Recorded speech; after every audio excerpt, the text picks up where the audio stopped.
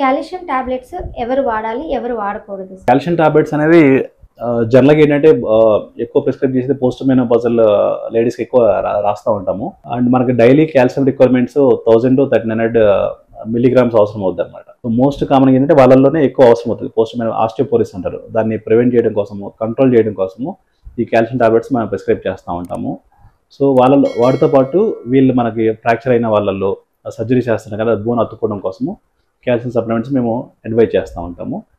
So ఎవరు వాడకూడదు అనేది ఏంటంటే మెయిన్గా అంటే ఎక్కువ కోమార్బిడ్ కండిషన్, హార్ట్ ఇష్యూస్ ఉన్న వాళ్ళల్లో, వాస్కులారిటీ ప్రాబ్లమ్స్ ఉన్న వాళ్ళల్లో, తర్వాత కిడ్నీ స్టోన్స్ ఉన్న వాళ్ళలో కూడా అంటే జనరల్గా ఈ కాల్షియం టాబ్లెట్స్ వాటిని కిడ్నీ స్టోన్స్ పెద్ద ఎఫెక్టివ్, బట్ ఆల్రెడీ వాళ్ళకి రిపీటెడ్గా ఇబ్బంది పడుతున్నారు కిడ్నీ స్టోన్స్తో, హార్ట్ ఇష్యూస్తో, రక్తనాళాల ఇబ్బందితో ఎక్కువ ఇబ్బంది పడుతున్నారు అనిపించిన వాళ్ళలో కొంచెం జాగ్రత్తగా మనము అడ్వైజ్ చేస్తూ ఉంటాం అన్నమాట కాల్షియం టాబ్లెట్స్.